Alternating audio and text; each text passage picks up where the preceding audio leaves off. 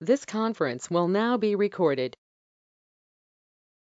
Hi everyone, Christina Kohler-Coluccia here, Head of Business Advisory at Woodburn Accountants and Advisors, and I'm giving you tips on what you need to consider when you're setting up your company in China. Yesterday, we were looking at the key considerations around who should be the shareholder of the China company, and today we're going to be looking at the actual corporate structure that can be set up. As you see on this diagram, there are two types of corporate structures that can be set up. One on the left, which is with the board of directors, will be if you are a more sturdy, larger organization where you want to actually create a board of directors. Or on the right, if you have a slim organization and you don't have so many people that are going to be responsible for the China business, or just in general, you have a slim organization, then you can go the route of the executive director. If you choose the route of the board of directors, just know you need a minimum of 3 people, a maximum of 50 people to be appointed, and there will be rules and guidelines that are outlined in the articles of association that are drafted as you are incorporating your company in China. Usually, the chairman of the board will also act as the legal representative of the company, and then you can appoint a general manager. Now, something to note, none of these people that are appointed within this corporate structure have to be residing in China. So you can choose people that are actually in your head office that are responsible for the China business that will be decision makers related to China to handle the organization.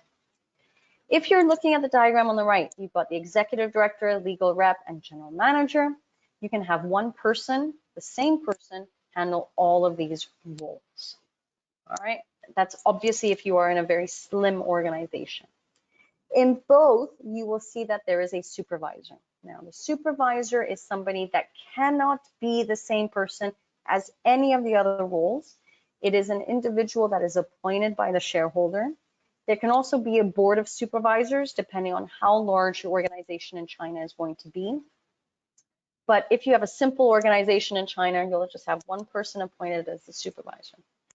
The goal of the supervisor is that they will report to the shareholder if there are any, if basically the Chinese entity is non-compliant and is doing shady things within the organization. Now, when choosing these people, I'll start off with the supervisor because from my perspective, that's the most simple. In order to catch any warnings or red flags within your organization, usually the starting point will be within your financial management reports. So to have your CFO or a financial manager to be in that role is the most advisable, all right? In terms of executive director, legal rep, GM, if you are the business owner and China is your baby and you're looking to grow that business, I would say you should be in those roles so that you know exactly what is going on within that organization, particularly during its startup phase. People are generally scared to be appointed in these roles because it's China. They are worried that they will get imprisoned, that if somebody does something within their organization that's illegal, they will be the ones that are caught. I just want to emphasize here, in general, China is a fair playing field. Nobody will go into prison unless there is really criminal activity that has been going on within your organization. All right. And this is why I say when you are setting up your structure in China, you also at the same time need to set up your own ecosystem or network of partners that can help you when you get into these situations, whether that's a corporate service provider, a lawyer, an accountant, an auditor, and the list goes on, right? You need to have this network of people who will help you and defend you. Now, when you're setting up your company in China, you will be drafting an articles of association. A template will be provided by the government. And normally, if you work with local service agents, they will just use that template.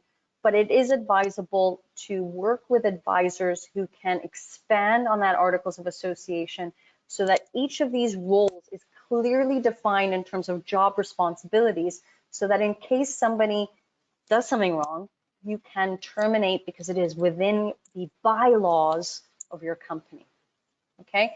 As I mentioned, people do not have to reside in China to be in any of these roles. And the first thing that people think of is, well, for a general manager, usually a general manager is based in China, and as such, I should just put the first GM in that role.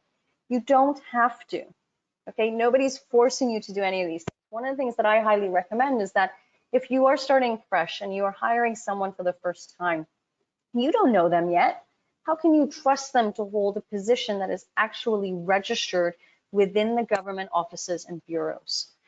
It is my recommendation to think very clearly about who is the decision makers for the Chinese entity. Again, take a piece of paper, write those names down. Who is responsible for China? Who seems to fit the best fit for the executive director, the legal rep GM, as well as the supervisor? Again, all of these roles can be changed, can be updated. You have to just go through a bureaucratic procedure to update them, but it is possible to make those changes. It is a key consideration because I have had clients in the past who've utilized a lot of people in their head office in these roles. And in one case in particular, there was extremely high turnover where I believe we did 6 to 7 different applications at different times in the year to reappoint people or replace people. So keep this in mind when you're choosing.